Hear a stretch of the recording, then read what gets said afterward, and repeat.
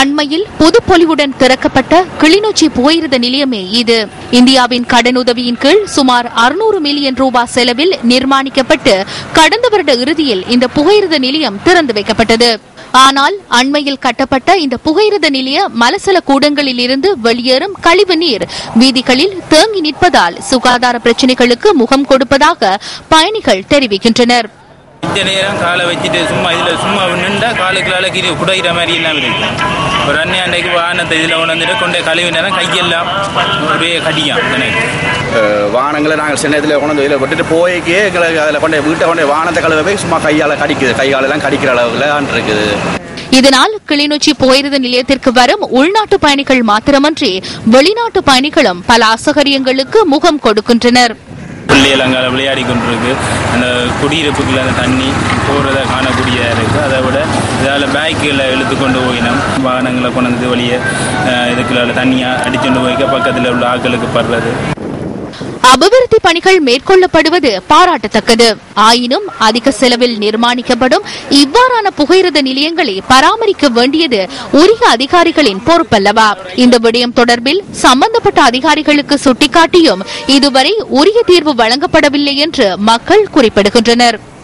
இந்த கழிவுப் பொருள் வர்றதால இதில் நாங்கள் வாகனங்கள் கொண்டு அடிக்கவேலாம் இருக்குது. இதால் நடப்பாதையில் போகிற சனங்களும் சரியான கஷ்டப்படுறோம்.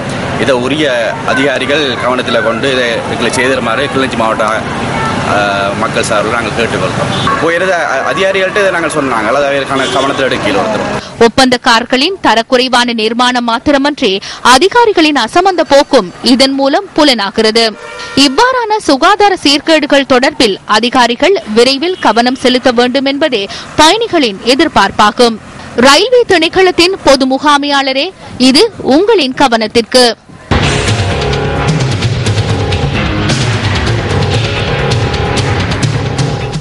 விவசாயிகளுக்கான ஓய்வூதியம் வழங்கும் நிகழ்வு ஜனாதிபதியின் தலைமையில் மீண்டும் ஆரம்பிக்கப்பட்டது.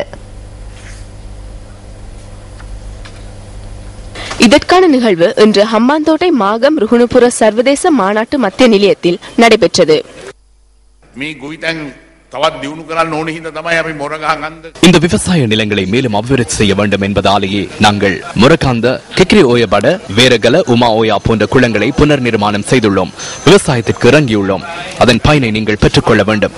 சுதந்திரமாக விவசாயத்தில் ஈடுபடுவதற்கான உரிமை, இவை நாங்கள் பெற்றுக்கொண்ட வெற்றியாகும்.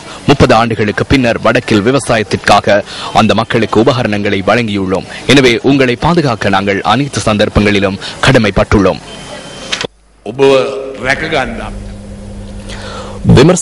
விமர்சனத்துக்குள்ளான ICCயின் புதிய சட்டமூலம் தொடர்பாக பேரவையின் நிறைவேற்று குழுவில் இன்று கலந்துரையாடப்பட்டுள்ளது.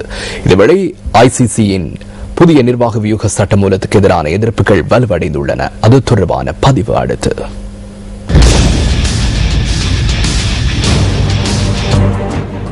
இந்தியா, இலங்கை மற்றும் ஆஸ்திரேலியாவுக்கு கூடுதல் அதிகாரத்தை வழங்கும் ICCயின் உத்தேச சட்ட மூலத்தை சர்வதேச கிரிக்கெட் பேரவையின் நிதி மற்றும் வர்த்தக பிரிவு தயாரித்துள்ளது. அதற்கு பங்களாதேஷ் கிரிக்கெட் ரசிகர்கள் ஆர்ப்பாட்டம் நடத்தி தமது எதிர்ப்பை வெளிப்படுத்தினார்கள்.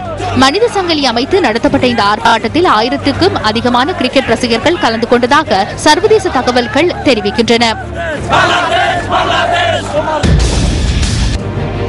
ICCயின் சட்டமூலத்திற்கு கிரிக்கெட் நிர்வாகம் ஆதரவாகவோ அல்லது எதிர்ப்பையோ தெரிவிக்கும் சந்தர்ப்பத்தில் பொதுமக்களின் நிலைப்பாட்டை கருத்தில் கொள்ள வேண்டும் என்று ஸ்ரீ ஜெயவர்தனபுர பல்கலைக்கழகத்தின் சிரேஷ்ட விரிவுரையாளர் அனுருத்த பிரதீப் தெரிவிக்கின்றார்.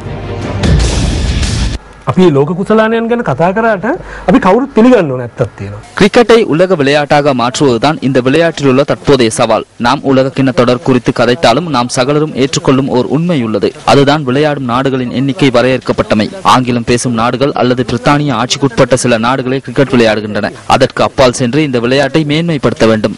என்றாலும் எனக்கு புரிந்த வரையில் தற்போது கொண்டுவரப்பட்டுள்ள திட்டங்களின் ஊடாக அங்கத்துவ நாடுகளில் நட்சத்திர அணியை உருவாக்குவதனை தவிர அதனை மேலும் வரையறுக்க செய்யவே முனைகிறார்கள் என்றே தோணுகின்றது. புதிய சட்டமூலத்தின் ஊடாக சர்வதேச கிரிக்கெட் பேரவையின் நிர்வாகம் நூதனமாக சர்வாதிகார போக்கிற்கு மீண்டும் கொண்டு செல்லப்படுவதாக உள்ளதாக இங்கிலாந்து முன்னாள் கிரிக்கெட் அணி தலைவர் மைக்கேல் ஆதர்டன் கூறுகிறார். சட்டமூலத்தை பகிரங்கமாக விமர்சித்துள்ள மைக்கேல் ஆதர்டன் தீர்மானங்களை எடுக்கும் போது அரசியல் பழங்குடி மற்றும் தனித்துவம் ஆகியன சகல வகையிலும் அதற்கு தடை ஏற்படுத்தியதாக குறிப்பிட்டுள்ளார்.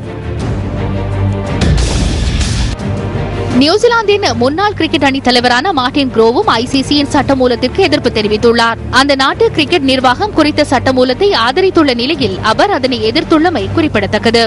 சர்வதேச கிரிக்கெட் பேரவையின் தலைவர் அலன் ஐசக்கிற்கு கடிதம் ஒன்றை அனுப்பியுள்ள மார்டின் குரோ புதிய சட்டமூலத்தில் ஐசிசியின் நிர்வாக இறைமை இந்தியா, இங்கிலாந்து மற்றும் ஆஸ்திரேலியாவுக்கு மாத்திரமே பெற்றுக் கொடுக்கப்படுகிறது என்று சுட்டிக்காட்டியுள்ளார்.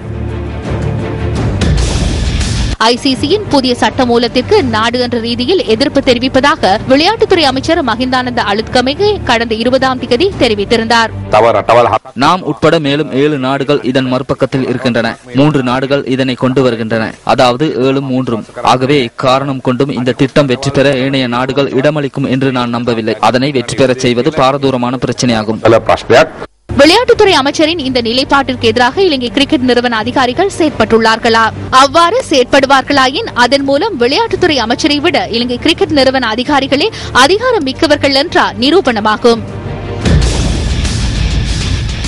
இது தொடர்பாக உங்கள் கருத்துக்களை பதிவு செய்ய எமது இணையதளமான www.newsfirst.lk பிரவேசியுங்கள்.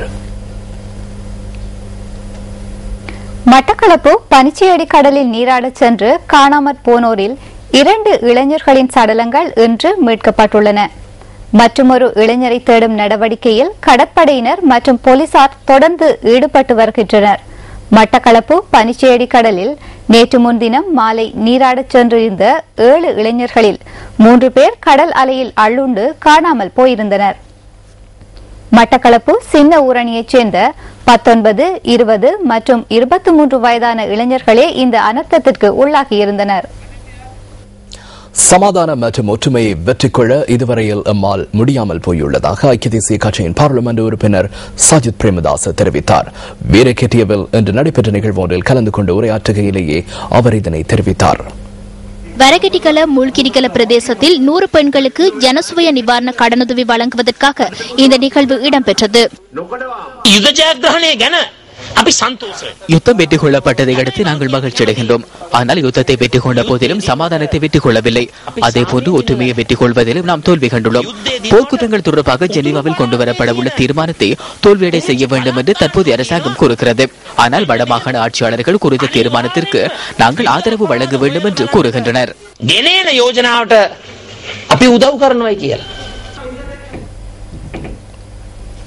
இடம்பெற்ற நிகழ்வொன்றின் போது அந்த பிரதேச பெண்களுக்கு நிவாரண கடனுதவிகளை சஜித் பிரேமதாச வழங்கி வைத்தார். தேசிய ஐக்கிய முன்னணியின் தலைவர் அசாத் சாலி இன்று காலை நடைபெற்ற ஊடகவியலாளர் சந்திப்பின் போது கருத்து தெரிவித்தார்.